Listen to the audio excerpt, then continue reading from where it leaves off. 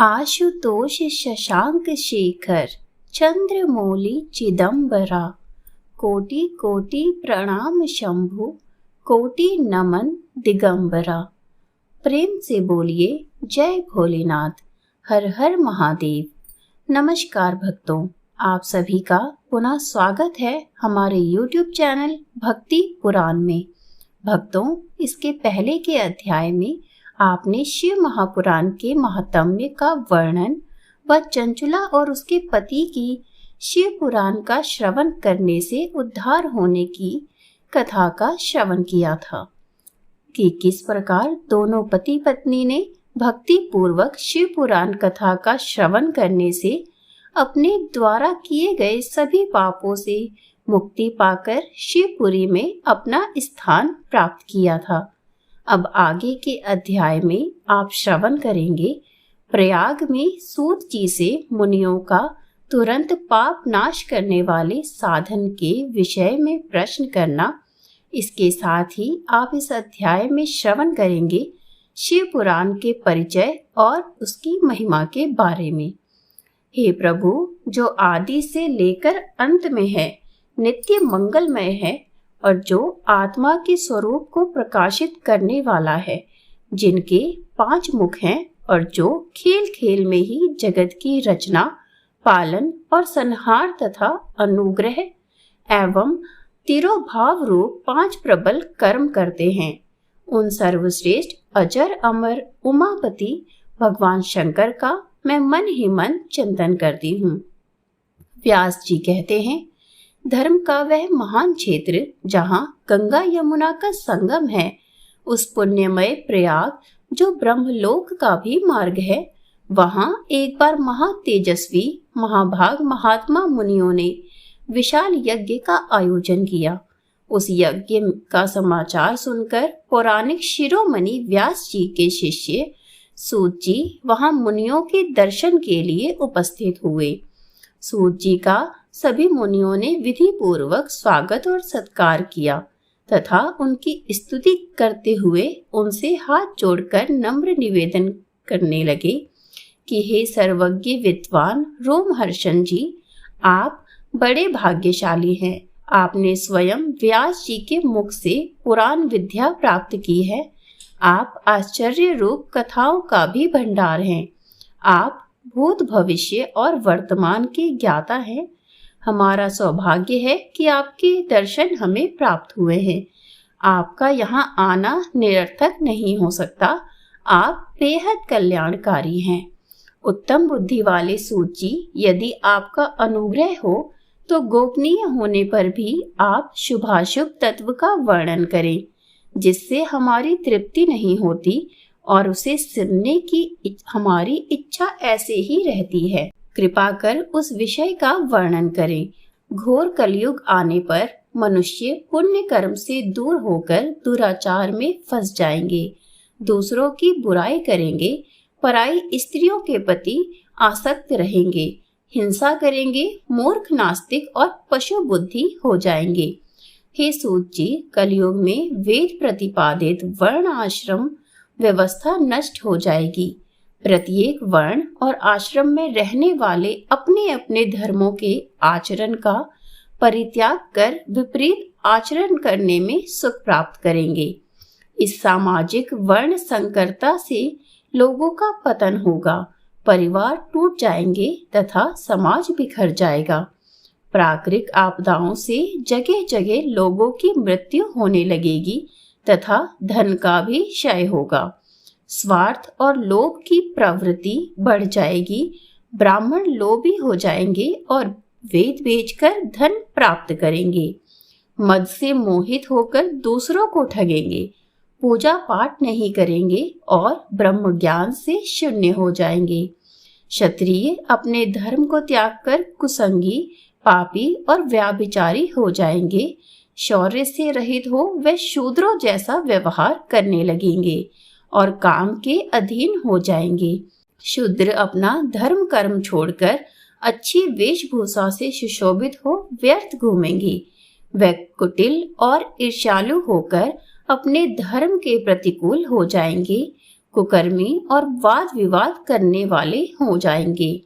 वे स्वयं को कुलीन मानकर सभी धर्मों और वर्णों में विवाह करेंगे। स्त्रियां सदाचार से विमुख हो जाएंगी। वे अपने पति का अपमान करेंगी और मलिन भोजन करेंगी। उनका शील स्वभाव बहुत बुरा हो जाएगा। सूत जी, इस तरह जिनकी बुद्धि नष्ट हो जाएगी और जिन्होंने अपने धर्म का त्याग कर दिया होगा, ऐसे लोग लोक परलोक में उत्तम गति कैसे प्राप्त कर सकेंगे? इस चिंता से हम सभी व्याकुल हैं। परोपकार के समान कोई दूसरा धर्म नहीं है। इस धर्म का पालन करने वाला दूसरों को सुखी करता हुआ स्वयं भी प्रसन्नता का अनुभव करता है। यह भावना यदि निष्काम हो तो कर्ता का हृदय शुद्ध करते हुए उसे परम गति प्राप्त करती है। हे महामुनि, आप समस्त सिद्धांतों के ज्ञाता हैं। कृपा कर कोई ऐसा उपाय बताइए जिससे इन सबके पापों का तत्काल ही नाश हो सके। व्यास जी कहते हैं, उन श्रेष्ठ मुनियों की यह बात सुनकर सूत जी मन ही मन परम श्रेष्ठ भगवान शंकर का स्मरण करके उनसे इस प्रकार बोले। सूत जी कहने लगे, हे साधु महात्माओं, आपने बहुत अच्छी बात पूछी है। यह प्रश्न तीनों लोगों का हित करने वाला होगा। आप लोगों के स्नेहपूर्ण आग्रह करने पर गुरुदेव व्यास का स्मरण कर मैं समस्त पाप राशियों से उद्धार करने वाले शिव पुराण की अमृत कथा का वर्णन करने जा रहा हूँ। ये वेदांत का सार सर्वस्व है। यही परलोक में परमार्थ को देने वाला है तथा दुष्टों का विनाश करने वाला है। इसमें भगवान शिव के उत्तम यश का वर्णन किया गया है। धर्म, अर्थ, काम और मोक्ष आदि पुरुषार्थों को देने वाला पुराण अपने प्रभाव की दृष्टि से वृद्धि तथा विस्तार को प्राप्त होता है। शिव पुराण अध्ययन से कलयुग के सभी पापों में लिप्त जीव उत्तम गति को प्राप्त हो जाते हैं। इसके उदय से ही कलयुग का उत्पात शांत हो जाएगा। शिव पुराण को वेद तुल्य माना जाएगा। इस पुराण के 12 संहिताएं हैं। मूल शिव पुराण में 1,00,000 श्लोक हैं, परंतु व्यास जी ने इसे 24,000 श्लोकों में संक्षिप्त कर दिया है। पुराणों की क्रम संख्या में शिव पुराण का चौथा स्थान है, जिसमें 7 संहिताएं हैं। पूर्व काल में भगवान शिव ने 100 करोड़ श्लोकों का पुराण ग्रंथ ग्रंथित किया था। सृष्टि के आरंभ में निर्मित यह पुराण साहित्य अधिक विस्तृत था। द्वापर युग में देवाप्यान आदि महर्षियों ने पुराण को 18 भागों में विभाजित कर 4,00,000 श्लोकों में इसको संक्षिप्त कर दिया। यह 7 संहिताओं वाला शिव पुराण वेद के समान प्रमाणिक तथा उत्तम गति प्रदान करने वाला है। इस निर्मल शिव पुराण की रचना भगवान शिव के द्वारा ही की गई है तथा इसको संक्षेप में संकलित करने का श्रेय व्यास जी को जाता है।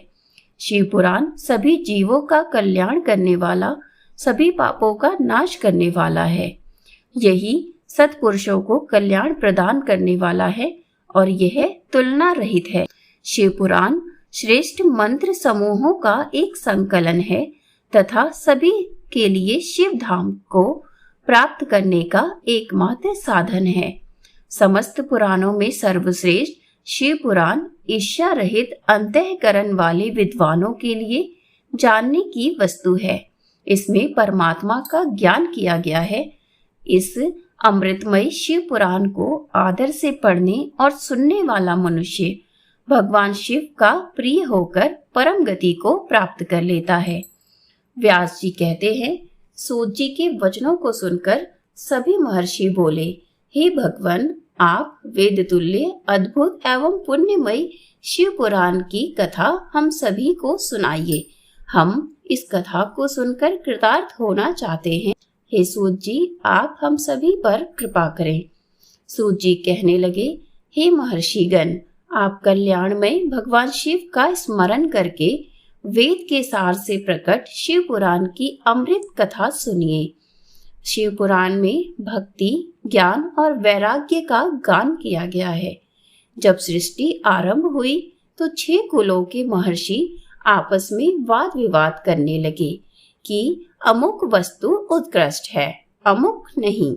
जब इस विवाद ने बड़ा रूप धारण कर लिया तो सभी अपनी शंका के समाधान के लिए सृष्टि की रचना करने वाले अविनाशी ब्रह्मा जी के पास जाकर हाथ जोड़कर कहने लगे, हे प्रभु, आप संपूर्ण जगत को धारण कर उनका पोषण करने वाले हैं। हे प्रभु, हम जानना चाहते हैं कि संपूर्ण तत्वों से परे परात्पर पुराण पुरुष कौन है। ब्रह्मा जी ने कहा, ब्रह्मा, विष्णु, रुद्र और इंद्र आदि से युक्त संपूर्ण जगत समस्त भूतों एवं इंद्रियों के साथ पहले प्रकट हुआ है। वे देव महादेव ही सर्वज्ञ और संपूर्ण हैं। भक्ति से ही इनका साक्षात्कार होता है, दूसरे किसी उपाय से इनका दर्शन नहीं हो सकता। भगवान शिव में अटूट भक्ति को संसार बंधन से मुक्ति दिलाती है। भक्ति से उन्हें देवता का कृपा प्रसाद प्राप्त होता है, जैसे अंकुर से बीज और बीज से अंकुर पैदा होता है।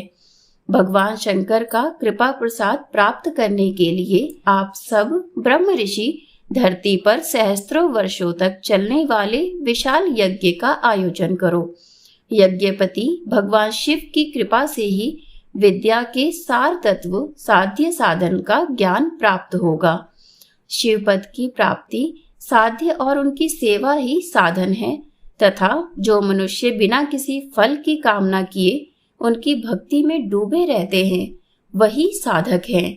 कर्म के अनुष्ठान से प्राप्त फल को भगवान शिव के श्री चरणों में समर्पित करना ही परमेश्वर की प्राप्ति का एकमात्र उपाय है तथा यही मोक्ष का भी एकमात्र साधन है।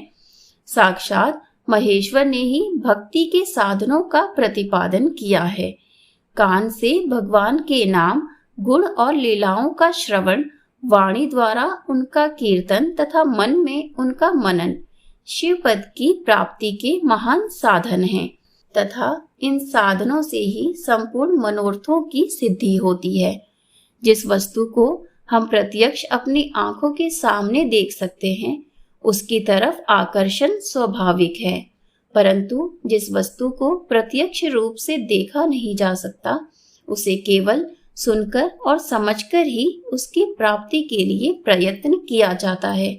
अतः श्रवण पहला साधन है। श्रवण द्वारा ही गुरु मुख से तत्व को सुनकर श्रेष्ठ बुद्धि वाला विद्वान अन्य साधन, कीर्तन और मनन की शक्ति व सिद्धि प्राप्त करने का यत्न करता है। मनन के बाद इस साधन की साधना करते रहने से धीरे धीरे भगवान शिव का संयोग प्राप्त हो जाता है और लौकिक आनंद की भी प्राप्ति होती है। भगवान शिव की पूजा, उनके नामों का जप तथा उनके रूप, गुण, विलास के हृदय में निरंतर चिंतन को ही मनन कहा जाता है।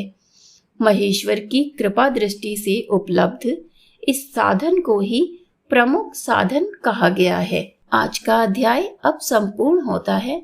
कल पुनः उपस्थित होंगे इसके आगे के अध्याय के साथ। वीडियो अच्छी लगी हो तो वीडियो को लाइक करें। साथ ही अगर आपने अभी तक हमारे चैनल को सब्सक्राइब नहीं किया है तो सब्सक्राइब जरूर कर लें।